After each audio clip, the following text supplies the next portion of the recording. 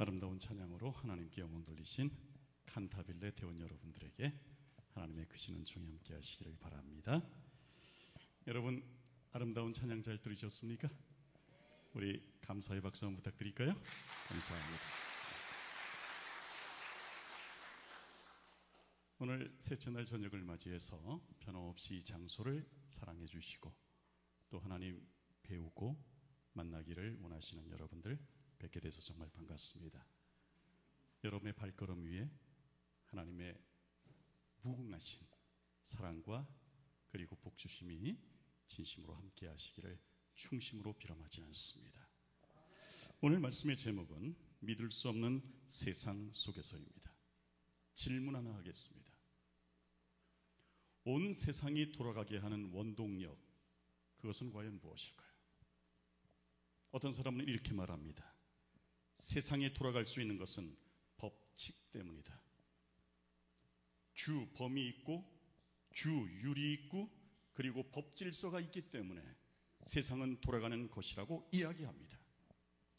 혹자는 말하기를 경제활동을 통하여 이윤을 추구하는 본능적인 것이 있기 때문에 세상은 돌아가는 것이다라고 얘기합니다. 그러나 과연 그런 것일까요? 저는 이렇게 대답하기를 좋아합니다. 이 세상이 돌아가게 하는 가장 큰 원동력은 무엇인가? 그것은 바로 믿음입니다. 예를 들어 봅시다. 한 국가의 위정자가 국민을 믿지 못하고 국민이 위정자를 믿지 못할 때 폭동이 일어납니다. 쿠데타가 일어납니다. 나라와 나라 사이에 신뢰심이 없다면, 믿을 수 없다면 무슨 일이 벌어질까요? 전쟁이 이루어집니다. 미국으로 한 사람이 여행을 가려고 하는데 저 비행기를 조종하는 조종사를 믿을 수 없다면 여행은 물론 못 가려니와 그런 사람들이 점점 많아지게 된다면 결국 저 비행기 회사는 도산할 것입니다. 다음 그림을 잘 보시길 바랍니다. 한 자동차가 나옵니다. 이 자동차 이름은 골프라고 하는 자동차입니다. 그리고 이 자동차를 만드는 회사는 독일의 아주 유명한 회사 폭스바겐이라고 하는 회사입니다. 그런데 아주 유명한 차들을 만들어내는 저 폭스바겐이라고 하는 독일 자동차 회사가 도산 위기에 몰려 있습니다. 이유는 바로 저 차입니다. 골프라고 하는 자동차, 휘발유차가 있고 경유차가 있는데 대부분 유럽은 경유를 선호합니다. 왜? 연비가 좋기 때문에. 승용차도 경유차가 대단히 많더라고요. 그런데 회사가 고의적으로 저 경유 자동차에 배출가스의 프로테이지를 의도적으로 낮췄습니다. 유럽은 환경검사가 아주 까다롭습니다. 쉽게 말하면 저울을 속인 거죠. 이 사실이 밝혀지게 되자 여러분, 독일 회사는 신뢰를 바탕으로 합니다. 독일 회사는 신뢰가 무너지면 바닥을 칠 수밖에 없는 거예요. 결국 사람들이 불매운동을 벌이기 시작했고 심지어는 저 폭스바겐이라는 회사에 투자하는 투자자들이 돈을 회수하기 시작했습니다. 졸지에 저 명차를 만드는 회사가 지금 부도 위기에 몰려 있다고 하는 사실입니다. 한 기업이나 한 나라나 아니 온 세상이 돌아가는 원동력이 있다면 그것은 서로를 향한 믿음입니다. 신뢰입니다. 가정도 마찬가지입니다. 가정에도 반드시 믿음이 있어야 가정이 행복할 수 있습니다. 행복한 가정을 위해서는 부부 사이에 믿음이 있어야 합니다. 부모와 자식 사이에 믿음이 있어야 합니다. 남편이 아내를 못 믿고 아내가 남편을 못 믿는다면 어떤 일이 벌어질까요? 실제로 10여 년 전 강남의 아주 유명한 고급 아파트 17층에서 벌어졌던 일입니다. 그날도 부부는 여전히 부부싸움을 하고 있었습니다. 소리를 고래고래 지르면서 자기 방에서 공부를 하고 있던 외동아들이 참다 못해서 이젠 좀 제발 그만하세요 외치면서 베란다 뒤쪽으로 열려진 창을 향해서 뛰어내렸습니다. 순식간에 벌어진 일이었습니다. 외동아들이 투신하는 모습을 본 이 아내는, 엄마는 깜짝 놀랐습니다. 저 지긋지긋한 남편을 참아가면서 살아왔던 것은 아들 때문이었습니다. 근데 그 아들이 몸을 던진 것입니다. 슬픔을 견디지 못하고 아내도 뛰어내렸습니다. 남편이 멍하니 보고 있다가 내가 정말 이렇게 살아서 뭐하나 같이 뛰어내렸습니다. 여러분, 이 참사가 벌어진 까닭은 무엇입니까? 믿지 못해서입니다. 남편이 아내를 못 믿었습니다. 아내가 남편을 못 믿었습니다. 부부 사이에 신뢰가 깨어지자 불화밖에 남는 것이 없었고, 결국 이 가정은 정말 대화를 면할 수가 없었습니다. 여러분의 가정은 어떻습니까? 서로 믿을만 합니까? 남편이 아내를 믿어주고, 아내가 남편을 믿어주고, 엄마가 자식을 믿어주고, 자식이 엄마를 신뢰하는 그런 가정입니까? 믿음이 있다면 행복할 수 있습니다. 행복을 여는 세 번째 열쇠, 행복의 열매를 연글게 만드는 세 번째 행복의 씨앗, 그것은 바로 믿음입니다. 오늘 이 믿음이 저와 여러분 모두에게 있게 되시기를 바랍니다. 여러분, 이 세상은 정말 믿지 못할 세상입니다. 쉬 믿었다가 쉬 맡겼다가 낭패를 보는 일들이 얼마나 많습니까? 요즘 젊은이들 사이에 약속이라는 말을 이렇게 표현하더군요. 약속, 약간씩 속이면서 살아가는 것, 그것이 약속이랍니다. 세태가 그렇게 변했습니다. 믿을 수 없는 세상 말입니다. 그런데 여러분, 이 믿지 못할 세상 속에서도 우리는 무의식 중에 무언가를 믿으며 살고 있습니다.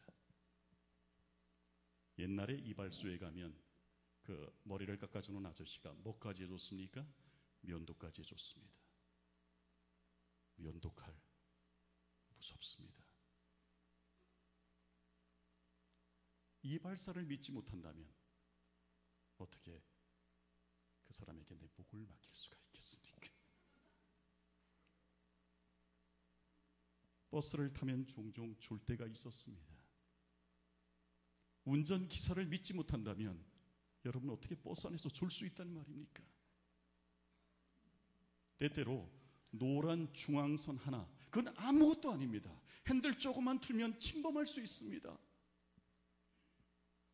그런데 마주 달려오는, 싱싱거리며 달려오는 트럭이 있을지라도 그 노란선 하나를 신뢰하기 때문에, 믿기 때문에 우린 안심하고 갈 수 있는 것입니다.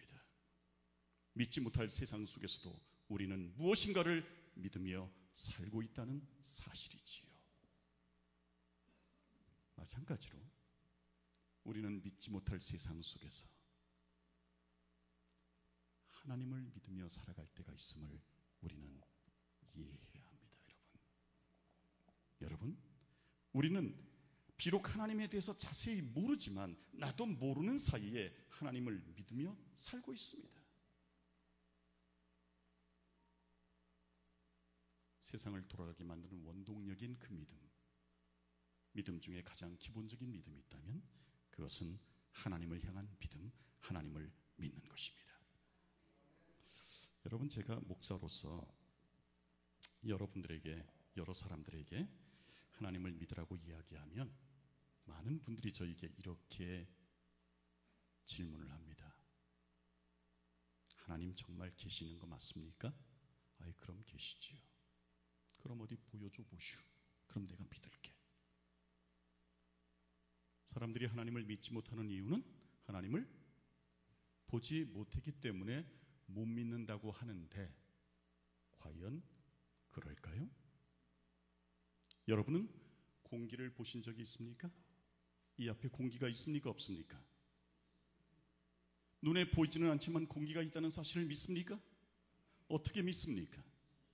내가 숨을 쉬고 있습니다. 호흡하고 있습니다. 내가 아직 살아있다는 것만으로도 공기를 볼 수는 없지만 공기의 존재를 믿을 수 있습니까? 없습니까? 있습니다. 그렇다고 한다면, 우리 눈에 보이지 않는 공기를 믿을 수 있다면 왜 하나님만은 안 보여서 못 믿는다고 말하는 것입니까? 안 보여서 안 믿는 것이 아닙니다. 믿으려고 하지 않기 때문에 안 믿는 것뿐입니다, 여러분. 그러나 하나님은 계십니다. 5가지 증거를 여러분들에게 말씀드립니다. 첫 번째 증거는 우리 사람들의 본능이 하나님의 존재를 인정하고 있다고 하는 사실입니다. 여러분, 사람들에게는 대략 다음과 같은 본능들이 있습니다. 생리적 본능이 있는데요, 배설욕, 수면욕, 식욕, 성욕, 이런 것들이 있습니다. 그 다음에 심리적 본능이 있는데요, 가지고 싶고, 뭔가를 부리고 싶고, 뭔가를 쌓아가고 싶고, 그리고 하나님을 믿고 싶은, 신을 의지하고 싶은 신앙심이 있습니다. 그런데 여러분, 이러한 8가지 인간의 본능 가운데 오직 다른 동물들에게는 없고 사람에게만 있는 본능이 하나가 있습니다. 그게 뭘까요? 그것은 바로 신앙심입니다. 돼지에게는 신앙심이 없습니다. 가장 영리하다는 침팬지에게도, 오랑우탄에게도 신앙심은 없습니다. 오직 누구에게만? 사람에게만 있다고 하는 사실입니다. 그러므로 동물과 구별되는 고유한 본능은 바로 신앙심입니다. 여러분, 잠깐 보시면요, 사람과 침팬지의 대뇌의 무게를 비교해 보면 잘 보이실지 모르겠는데, 침팬지의 뇌는 350g입니다. 그리고 사람의 뇌는 평균적으로 1350g입니다. 사람의 뇌와 침팬지의 뇌의 무게의 차이는 약 1kg입니다.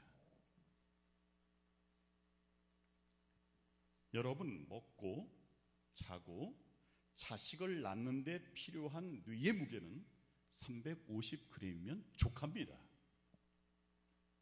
그런데 왜 하나님께서는 사람들에게 1kg을 더 주셨을까 하는 것입니다.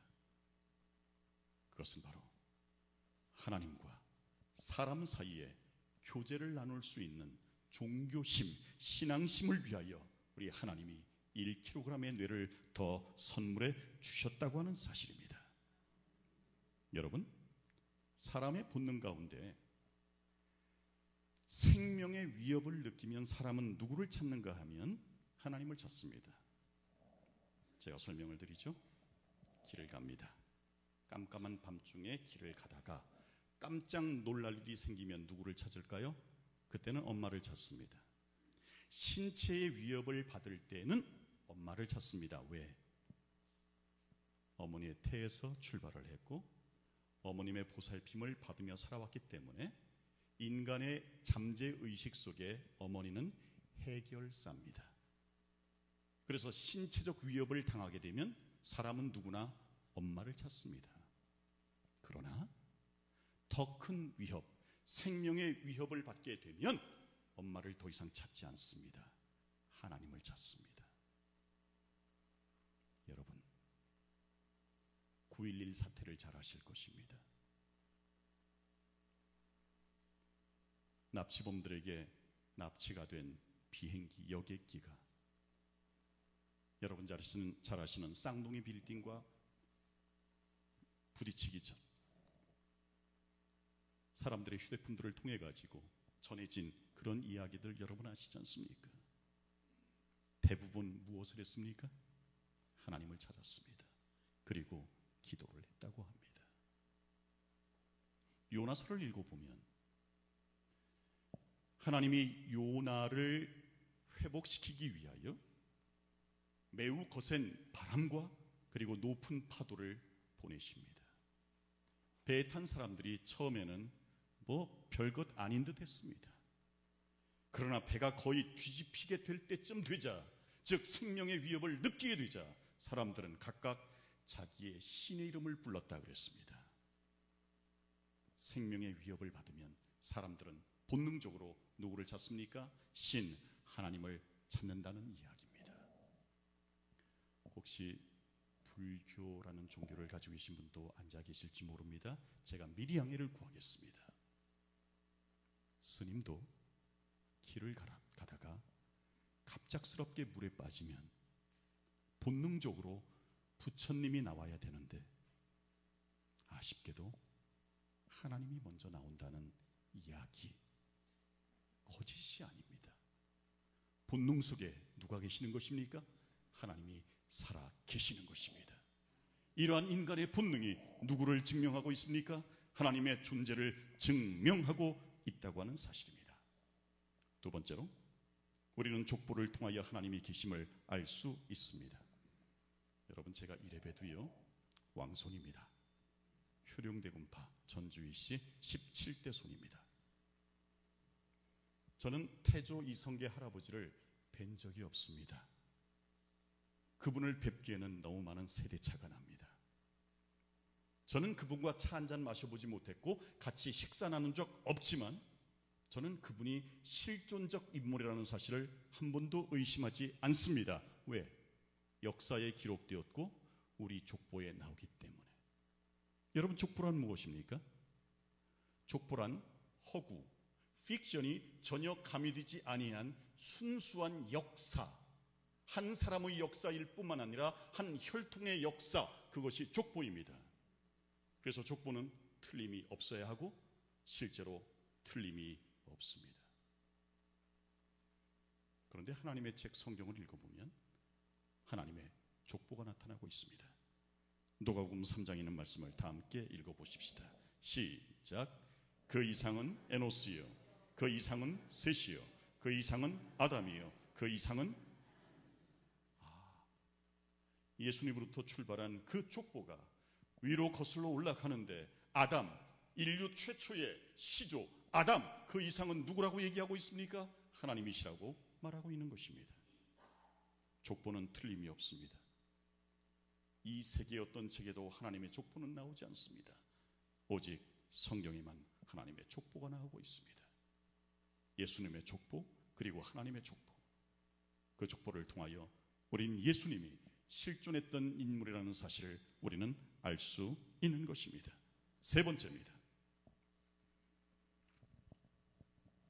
여러분, 여기 시계가 있습니다.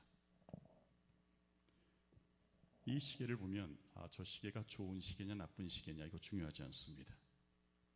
시계가 있다는 것만으로도 누군가 저 시계를 만든 사람이 있구나라는 것을 우리는 알게 됩니다. 제가 마이크를 들고 있습니다. 이 마이크를 만든 사람이 있음을 이 물체는 증명하고 있습니다. 마찬가지로 온 우주의 삼라만상을 보는 순간 우리는 누가 이것을 설계하고 누가 이것을 창조했는지 그 존재를 알 수 있다고 하는 것입니다. 한번 보시겠습니까? 저것이 우주의 모습입니다. 얼마나 아름답습니까, 여러분? 열대어입니다. 아주 이쁩니다. 요건 어떻습니까? 고양이 새끼들입니다. 얼마나 귀엽습니까?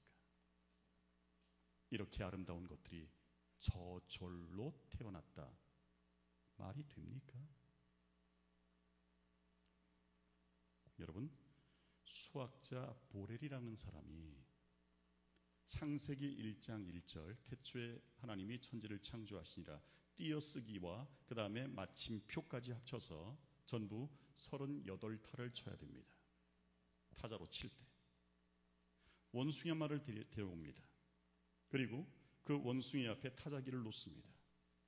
원숭이가 타자기를 가지고 놀다가 우연히 창세기 1장 1절을 하나도 틀리지 않고 다 칠 확률이 얼마인가를 재보았습니다.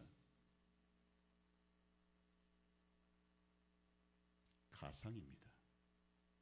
10의 마이너스 236제곱입니다. 무슨 말인가? 0.00000 하는데 이 0이 몇 개가 들어가니까 236개가 들어간다는 것입니다. 일반적으로 물리학자들이 제로, 없음이라고 하는 것을 얼마를 보는가? 10의 마이너스 50제곱입니다. 여러분, 물리학자들에게 완전 제로는 없습니다. 제 손에 아무것도 없습니다. 그러나 정말 없을까요? 아니요. 여기는 땀이라는 물질이 있습니다. 그리고 오염된 여러 가지 물질이 제 손에 있을 수 있습니다. 박테리아가 있을 수 있습니다. 바이러스가 있을 수 있습니다. 제로는 없습니다. 마이너스 10의 50제곱.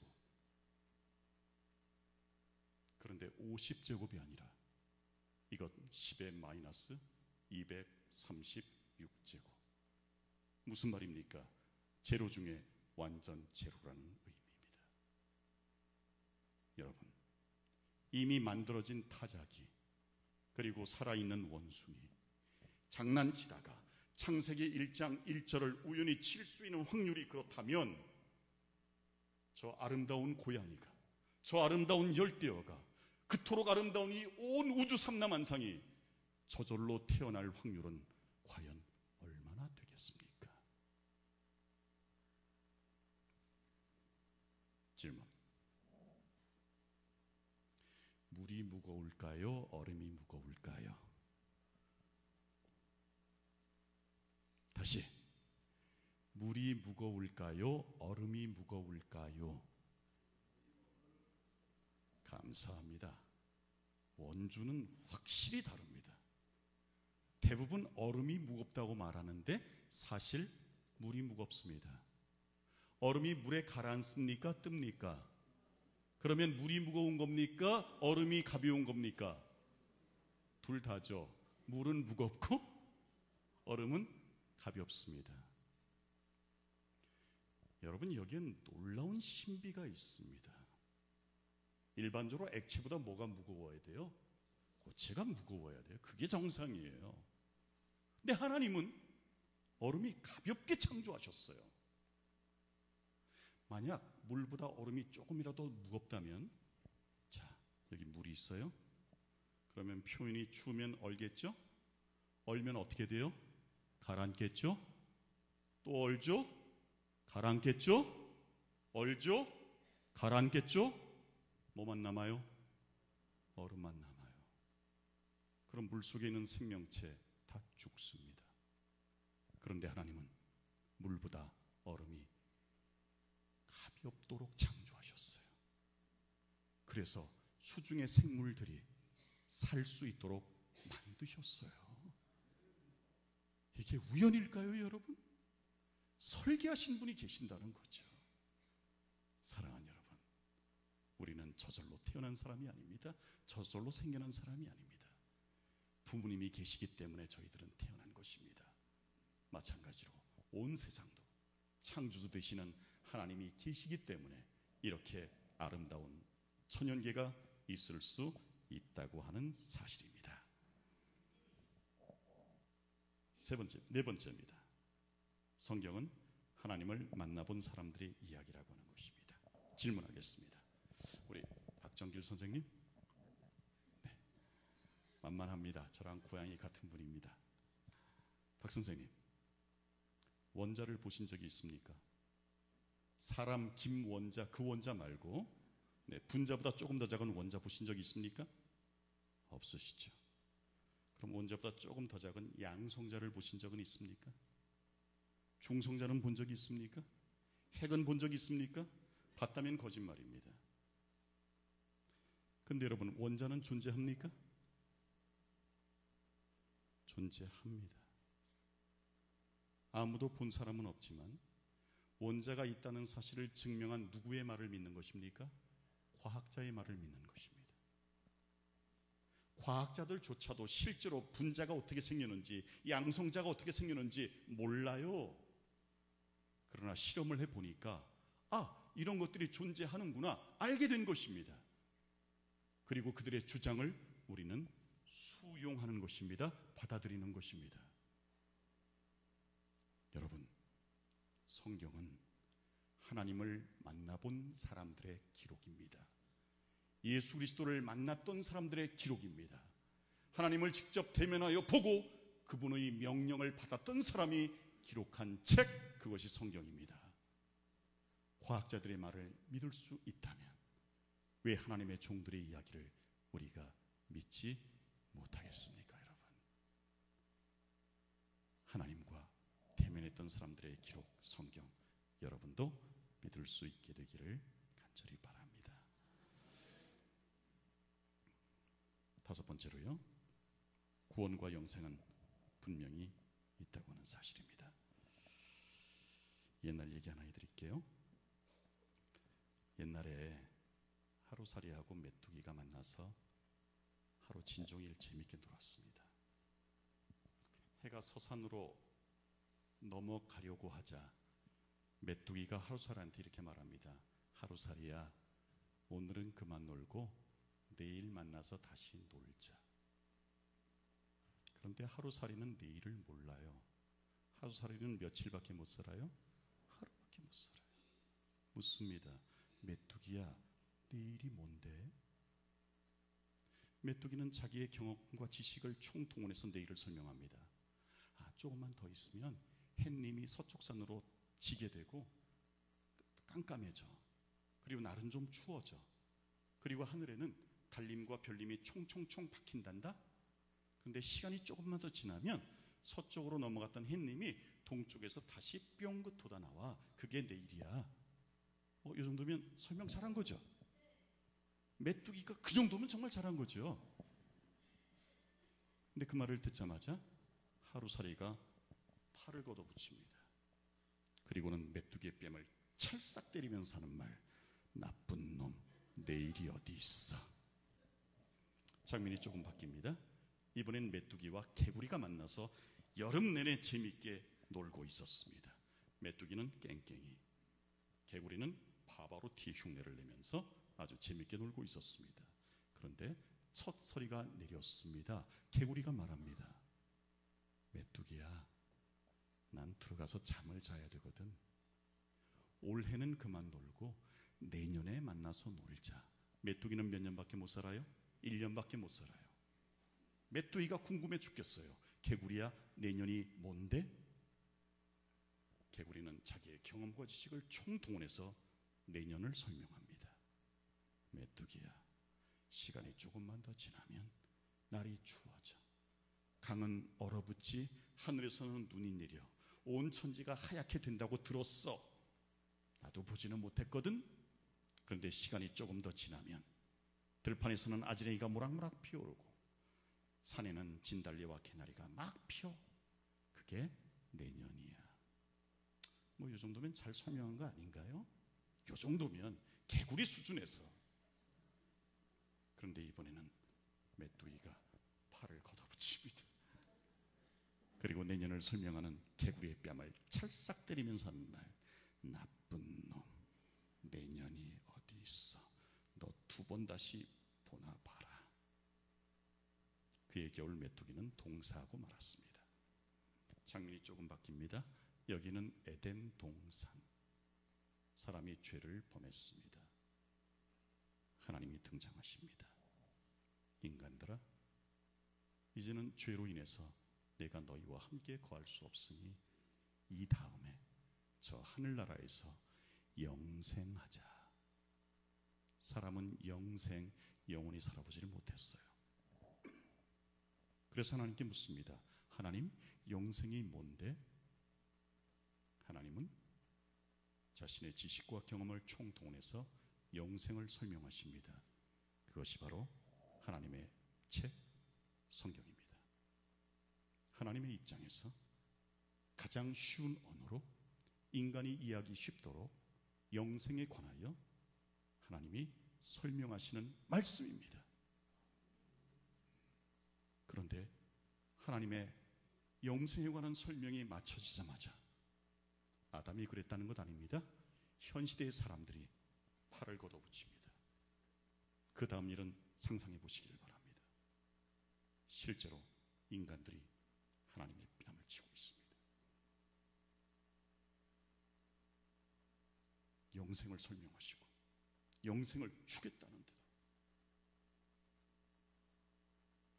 사랑하는 여러분, 하나님은 성경을 통하여 우리에게 영생을 설명하시고 저 영원한 하늘나라에서 함께 살자고 우리를 초청하십니다. 이런 하나님, 여러분 그래도 부인하시겠습니까? 하나님 모시기를 바랍니다. 좋으신 우리 하나님 섬기시기를 바랍니다. 그분께서 나에게 허락하시는 그 모든 구원을 여러분 모두가 다 받아들이게 되시기를 간절히 바랍니다. 먹어보지 않은 음식 맛을 평가할 수 없듯이 믿어보지 않은 하나님을 무조건 부인하는 것은 절대로 이치에 맞는 일이 아님을 여러분 기억하게 되시기를 간절히 바랍니다. 그렇다면 여러분, 우리가 보통 믿는다라고 얘기를 하는데, 믿는다라고 하는 것은 구체적으로 무엇인지 함께 살펴보도록 하십시다. 오늘은 마태복음 15장에 있는 한 여인의 이야기를 여러분에게 들려드리겠습니다. 하얀색 말씀을 제가 초록색 말씀을 여러분이 교독해 보겠습니다. 예수께서 거기서 나가사 두로와 시돈 지방으로 들어가시니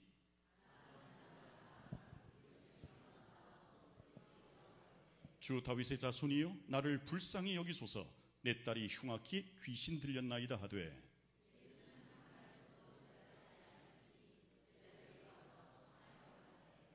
그 여자가 우리 뒤에서 소리를 지르오니 보내소서.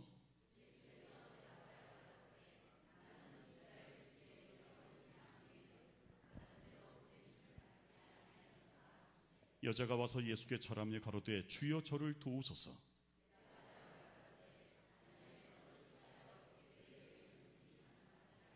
여자가 가로되 주여 올소이다마는 개들도 제 주인의 상에서 떨어지는 부스러기를 먹나이다 하니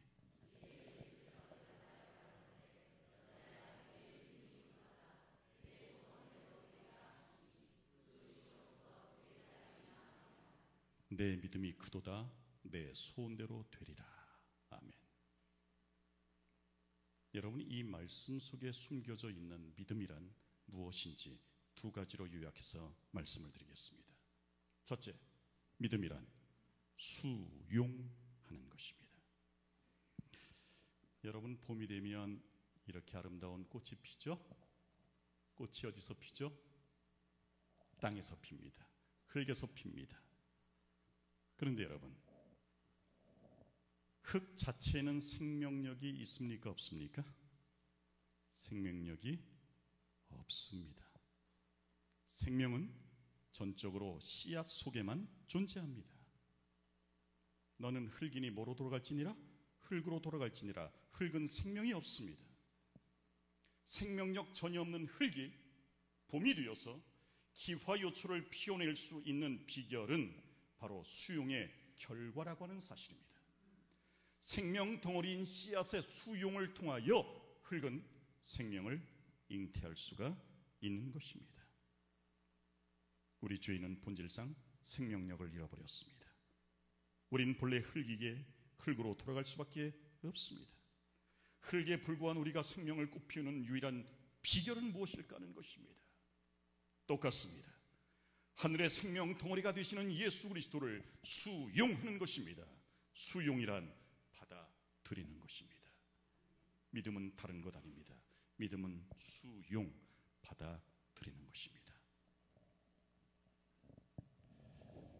여러분, 한국 사람들이 제일 좋아하는 게 뭔지 아십니까? 공짜입니다.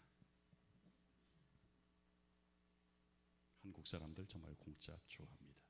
이건 결코 잘못된 게 아닙니다. 제2차 세계대전 때 B-29 폭격기를 타고 전시 상황이다 보니까 폭격기를 타고 사람들이 여행을 하게 되었습니다.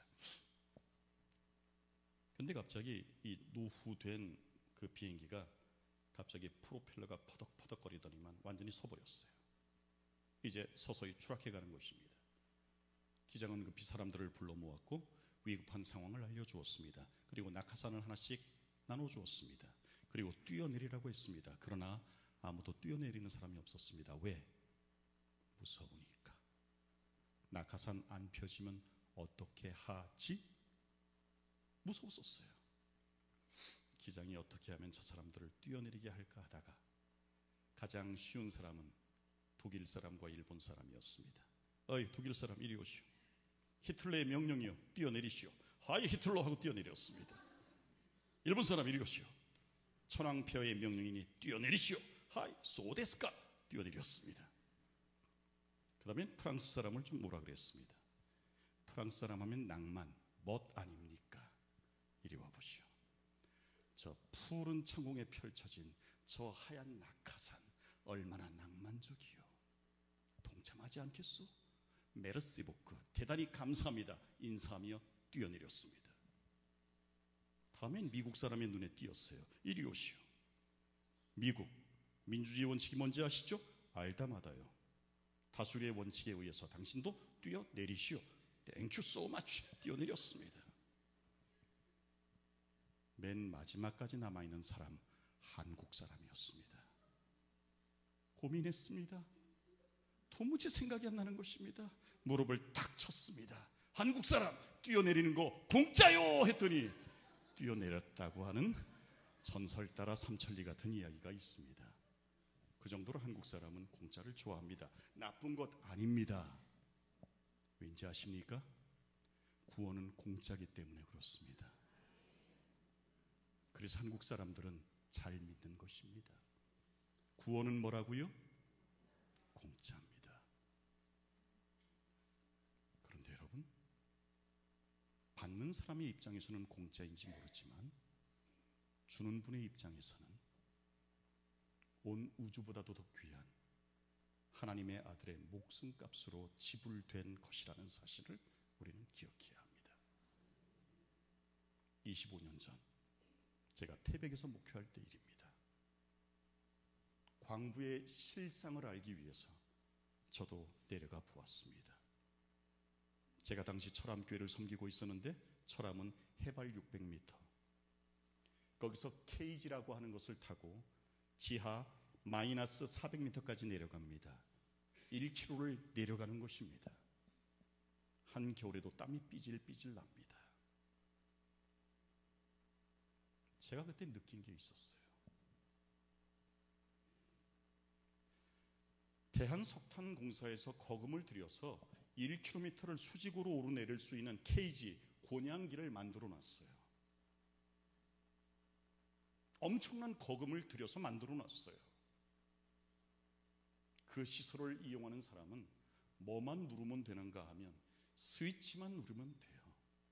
위로 누르면 쭉 올라가고 아래로 누르면 쭉 내려가요. 구원은 그런 거예요. 하나님께서 온 우주보다도 귀한 당신의 아들의 목숨값 치러가면서 하늘까지 올라갈 수 있는 엘리베이터를 만들어 놓으셨다는 것이죠.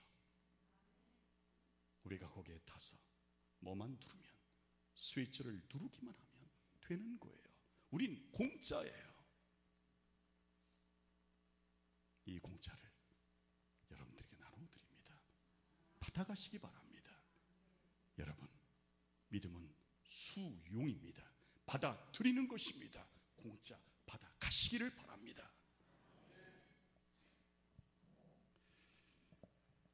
여러분, 마태복음 15장에 보면 한 여인이 등장했습니다. 그 여인의 이름은 모릅니다. 다만 그 여인이 살았던 마을의 이름을 따서 수로보니게 여인 혹은 가나안 여인이라고 이야기를 합니다. 이 여인이 수용한 것들, 받아들인 것들이 두 개가 있습니다. 첫 번째, 예수님의 침묵을 수용합니다. 이 여자는 아픈 딸을 가진 그런 사람이었습니다. 예수님께 간절한 마음으로 찾아갔습니다. 예수님, 제 딸을 좀 고쳐주십시오. 예수님은 한 말씀도 뭐 하지 않으셨어요? 대답지 않으셨어요. 침묵으로 일관하셨습니다. 혹시 이 자리에 하나님 예전에 믿으셨다가 정말 오랜만에 나오신 분 계실 줄 믿습니다. 그런 분들은 때때로 교회 생활을 하다가 실망을 하셔서 다시 물러가신 분들도 계실 수 있지요. 많은 사람들이 하나님께 기도를 하다가 하나님이 침묵하시니까 실망하는 경우가 종종 있습니다. 하나님은 왜 침묵하시는 것일까요? 왜 하나님은 내가 꼭 필요한 때에 잠잠하시는 것일까요? 여러분, 운동을 하다 보면 하프타임이라는 것이 있습니다. 공연을 보다 보면 인터미션이라고 하는 것이 있습니다. 하프타임, 관중들에게는 기다리기 지루한 시간입니다. 인터미션, 관람객들에게는 정말 지루한 시간입니다. 그러나 하프타임과 인터미션은 감독과 연출자들이 가장 빠르게 움직이는 시간들입니다. 감독은 선수들에게 작전을 명합니다. 전술을 다시 짭니다. 그리고 역전 드라마를 계획합니다. 왜 하나님이 당신의 백성들이 간구할 때에 잠잠하시는가, 침묵하시는가? 이유는 하나입니다. 기다리는 관객, 기도자의 입장에서는 지루한 시간이지만 우리 하나님께서는 무대 뒤에서 가장 빠르게, 가장 정확하게 내 기도를 위한 준비를 하고 계신다는 사실을 믿으시길 바랍니다. 하나님의 침묵은 단순한 지루함이 아닙니다. 기다림이 아닙니다.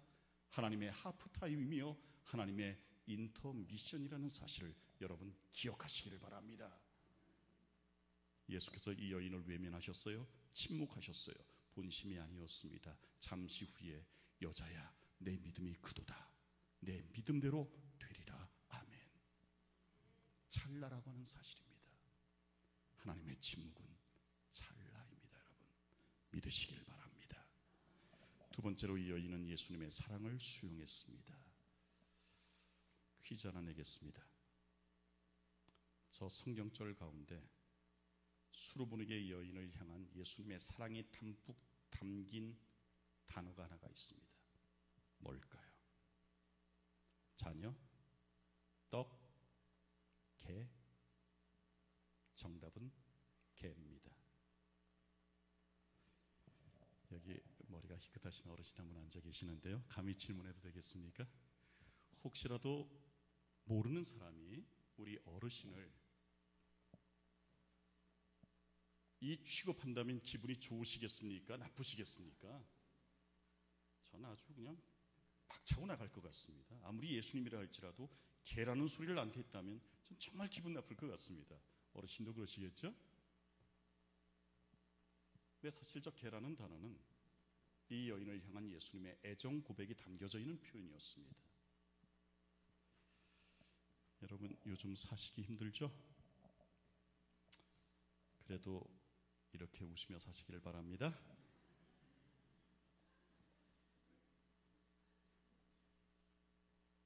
예수님께서 사용하신 개라는 단어는 헬라어로 퀴나리 오이스입니다.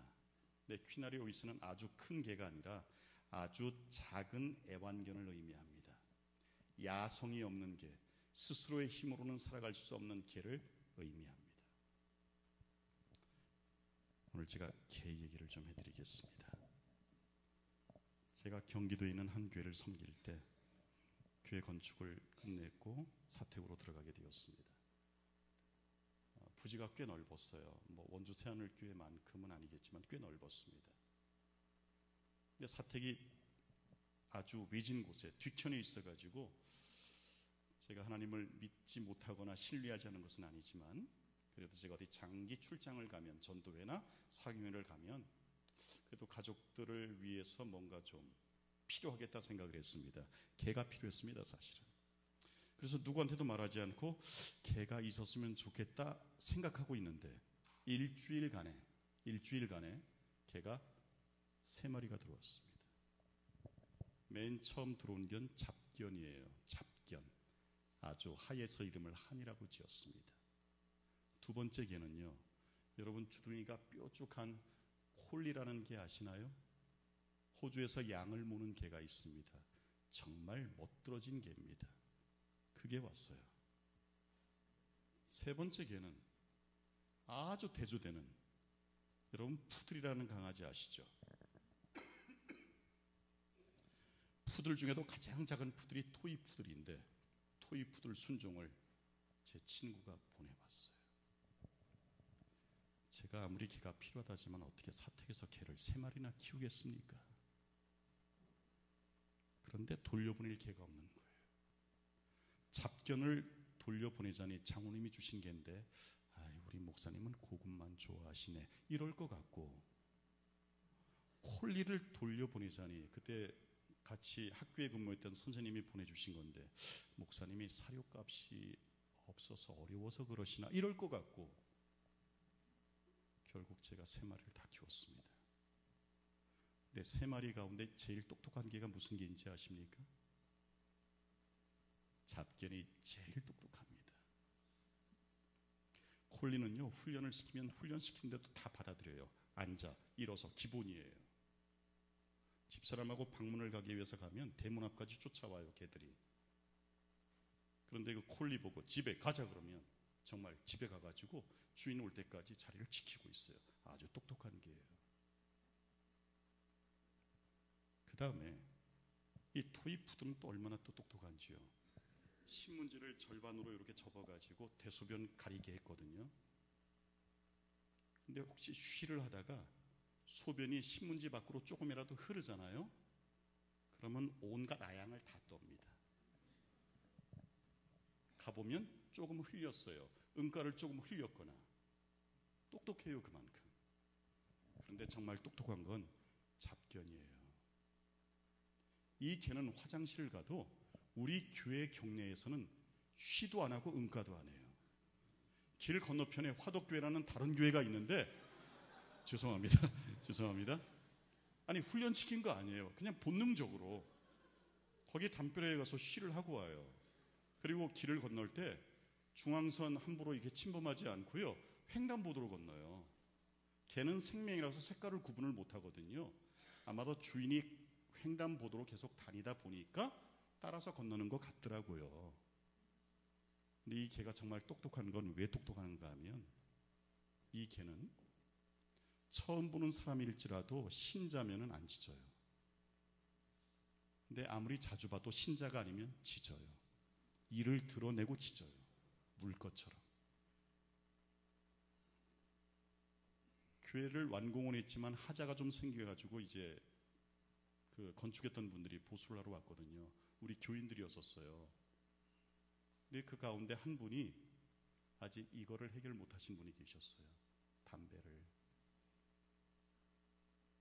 나중에 생각해 보니까 이 개가 주인의 몸에서 나지 않는 이상한 냄새가 나면 짖는 거예요. 그게 무슨 냄새? 담배 냄새. 그런데 그분이 오시니까 막 짖는 거예요. 무슨 뜻이죠? 당신 아직도 담배 피지? 이런 뜻이거든요. 여러분, 담배 좀 피우시면 어떻습니까? 피우시고서라도 구원받는 게 좋은 것입니다.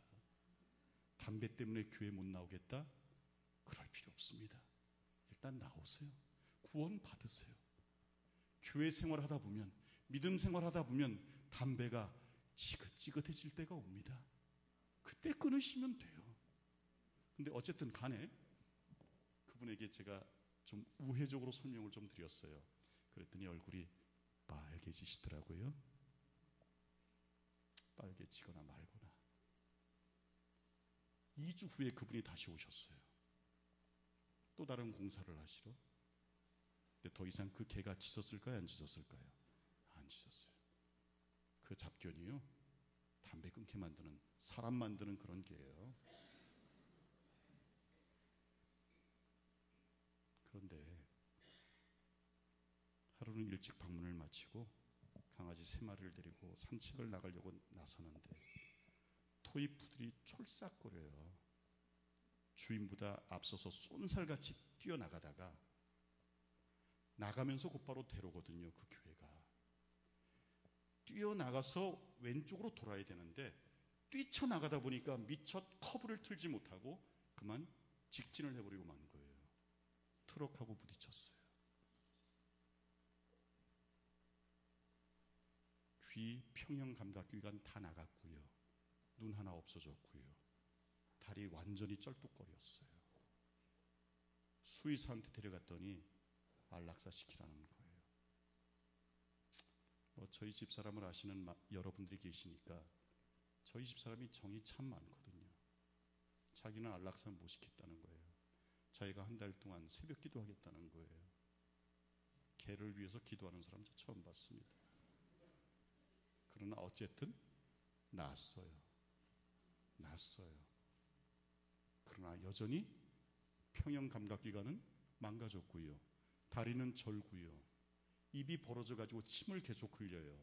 똑바로 걷지 못하고 뱅뱅 제젤해서 돌기만 해요. 똥오줌 못 가려요.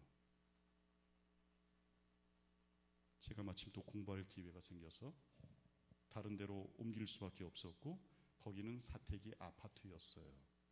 개를 키울 수 없는 곳이죠. 콜리 너나 할 것 없이 누구든지 탐내는 개인데 마당에 큰 장로님이 계셨어요. 장로님 이거 가지세요. 그리고 잡견 너는 교회를 잘 지키니까 후임 목사님께 인수인계 해줬어요. 그런데 야성이 없는 이 애완견은 누구한테 줄 수가 없는 거예요. 주는 순간 엄청난 부담이 되니까 결국 아파트 앞집, 윗집, 아랫집 양해를 다 구하고 성대 수술까지 한 다음에 걔는 죽을 때까지 저희가 키웠어요. 왜? 주인의 보살핌이 없이는 걔는 못 살거든요. 그런 망가진 개를 누가 좋아하겠어요? 멀쩡한 개도 버리는 요즘 세상인데 걔는 우리와 한 가족이었고요. 결국 죽을 때 아주 편하게 아주 잘 죽었어요. 그리고 집사람이 양지 바른 곳에 저는 모르게 잘 묻어까지 줬다 그래요. 제가 이 말씀을 드리는 이유는 무엇인가? 퀴나리 오이스 애완견이에요.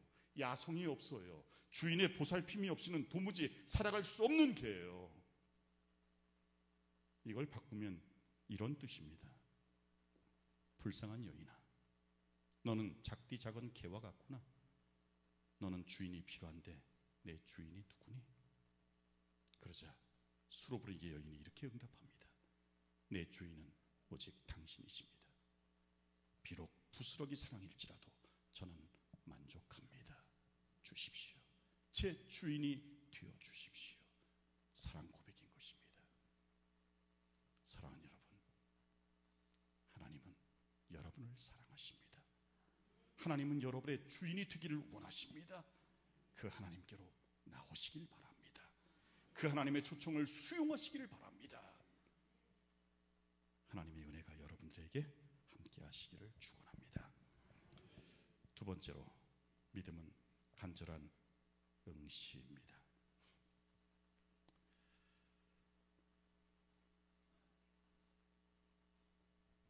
저희 어머님께는 아들이 넷이 있습니다. 그중 제가 막내입니다. 어린 시절 형들을 보면 특색이 있습니다. 뭔가 필요한 것이 있어요. 근데 엄마한테 요구하는 방식이 다 달랐습니다. 저희 큰형님은요 아주 우락부락한 스타일. 엄마 나 저거 사주세요. 돈 없다. 없으면 마세요. 그리고는 집을 나가버렸습니다. 저희 형님 고등학교 간신히 졸업하셨고요. 하도 속을 썩여가지고 저희 어머님의 속 까맣게 되는 것의 95%는 저희 큰형이 그렇게 만들었어요. 둘째 형은 정반대. 징징거리는 스타일. 엄마 나 저거 사줘이. 돈 없다. 없어도 사줘이. 돈 없대도 그래도 사줘이. 어린 시절 떼쓰미라고 하는 것 매맞는 도구였습니다. 실제로 둘째 형님 정말 많이 맞았습니다. 근데 셋째 형님은 정말 독특했습니다. 먹고 싶은 것 있어도 사고 싶은 것 있어도 말 한마디 하지 않습니다. 그저 뚫어지게 바라만 봅니다.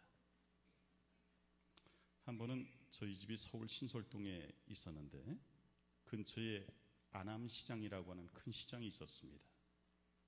그럼 막내인 제 손과 셋째 형님의 손을 붙잡고 장을 보러 가는데 셋째 형님이 옥수수, 강원도 말로 강냉이를 그렇게 좋아하셨습니다. 김이 모락모락 나는 강냉이 먹고 싶으니까 사 주세요 하면 좋은데 일단 주저앉습니다. 그리고 그것만 뚫어지게 쳐다봅니다. 그리고 효과의 극대화를 위해서 입맛을 한번 다셔줍니다. 어머니가 끌고 갑니다. 질질 끌려가면서 그것만 쳐다봅니다. 그런데 희한한 것은 사달라는 이야기를 하지 않았는데 형님의 손에는 그게 들려지더라는 것입니다. 정말 신기했습니다. 저희 집이 좀 마당이 좀 넓었고 그리고 한켠에 오동나무가 큰 한 그루가 있었습니다. 그리고 그 오동나무를 중심으로 해서 술래잡기며 다방구며 무궁화꽃이 피었습니다며 조물애기들이 다 거기 모여서 놀았습니다. 재미있게 놀고 있는데 갑자기 저희 집 나무 대문이 벌컥하고 열렸습니다. 뭔가 있는 겁니다. 아니나 다를까 셋째 형님의 친구가 들어오는데 아주 부무당당하게 들어옵니다. 손에 뭐가 들렸나 보니까 그 당시 최고급 과자 10원짜리는 뽀빠이, 20원짜리는 자이야라고 아십니까?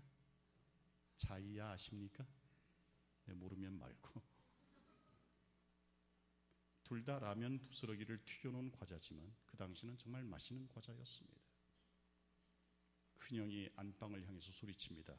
옛날에는 안방에 창호지가 이렇게 발려져 있었고 가운데 투명 유리로 이렇게 딱 발라가지고 문소리가 나면 누가 오나 이렇게 보실 수 있는 그런 방이었습니다.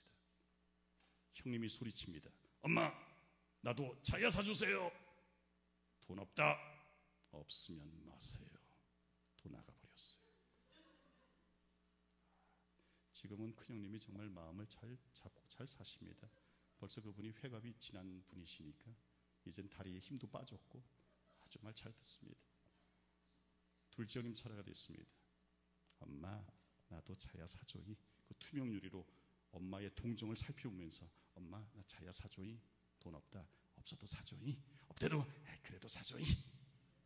안방문이 열리는데 빗자루가 들려져 있습니다. 셋째 형님 차례가 되었습니다. 일단 자기 친구니까 안면 몰수하고 느끼한 시선으로 그 친구를 바라보면서 쫓아갑니다. 마당이 넓어봐야 얼마나 넓겠습니까? 뒷걸음치던 이 형 친구가 벽에 등이 딱 닿는 순간 주저앉습니다. 형도 함께 주저앉습니다. 아주 느끼한 시장결인 시선으로 친구 눈 한번 쳐다보고 자야 한번 쳐다보고 눈 한번 쳐다보고 자야 한번 쳐다보고 효과의 극대화를 위해서 입맛 한번 다셔주면 희한하게 안방 문이 열립니다.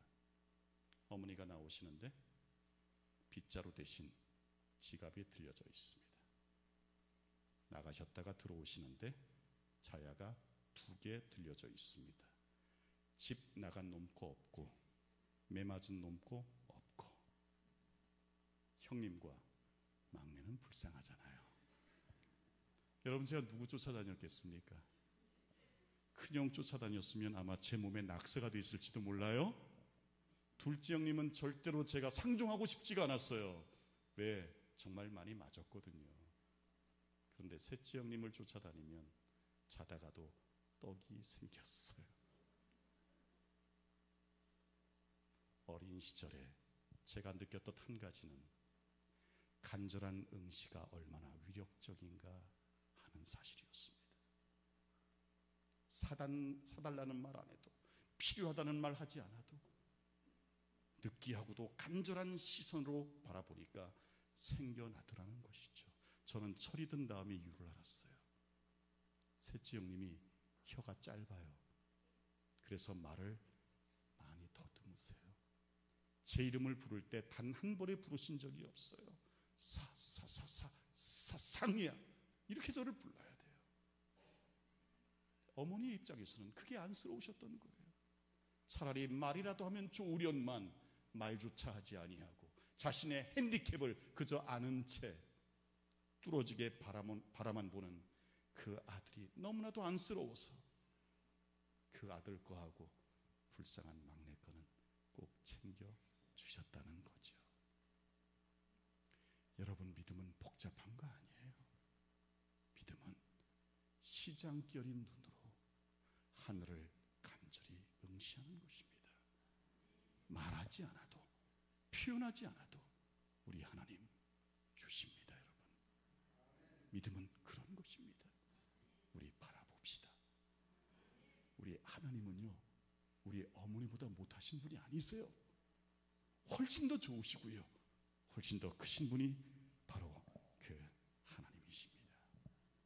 여러분, 이제 그 아름다운 하나님의 사랑을 기억하면서 준비된 호소창을 함께 듣도록 하십시다. 우리 집사님들은 종이를 다 나눠주시길 바랍니다.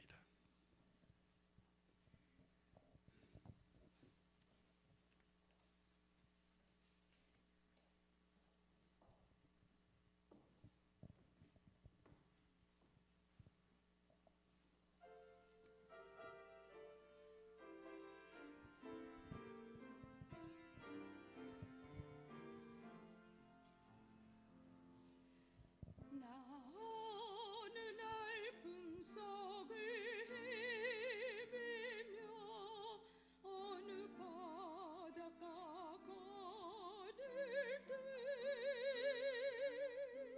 그 갈릴리 오시니 따르는 많은 무리를 보았니. 나 그때 확실히 맹인이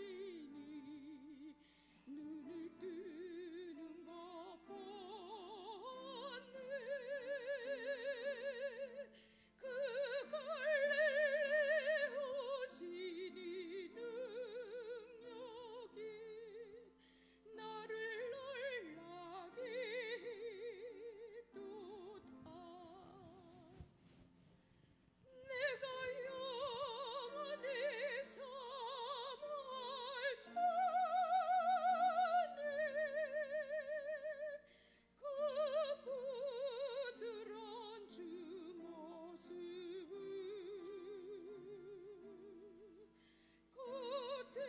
그때하고 그로부터 내 구주로 섬겼니.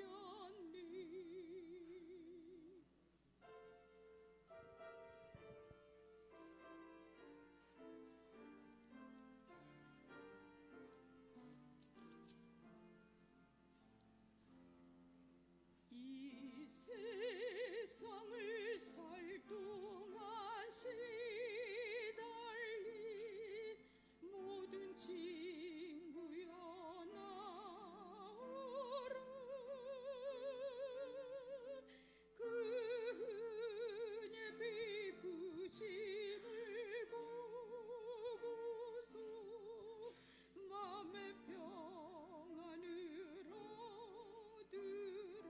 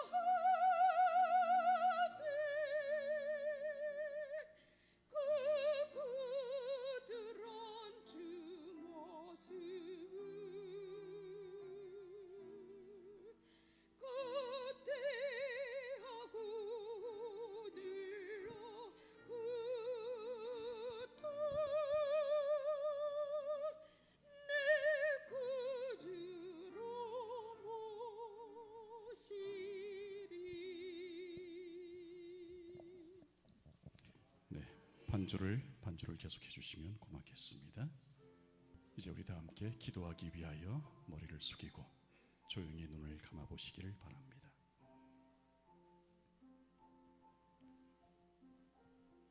오늘 우리는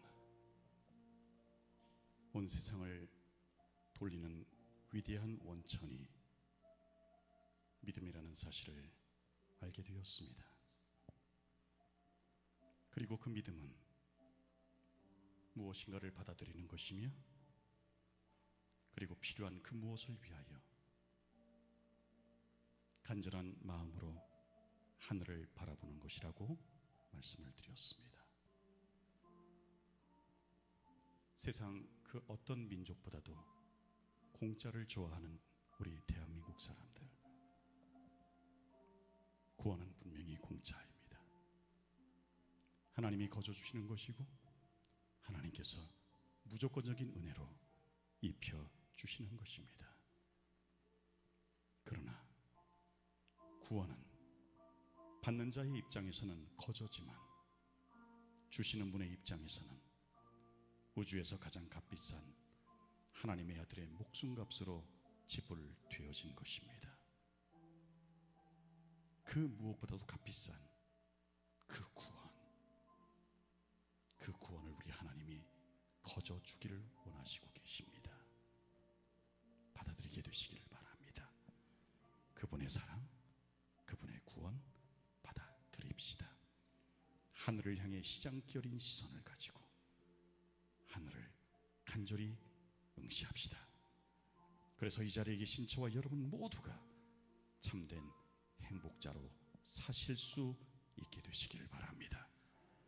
여러분의 마음에 믿음이 회복되고, 여러분의 가정에 믿음이 회복되고, 여러분의 가족 관계에 믿음이 회복되기를 주님의 이름으로 간절히 축원합니다. 기도하십시다. 아버지, 감사합니다. 아름다운 시간 주셔서 감사합니다.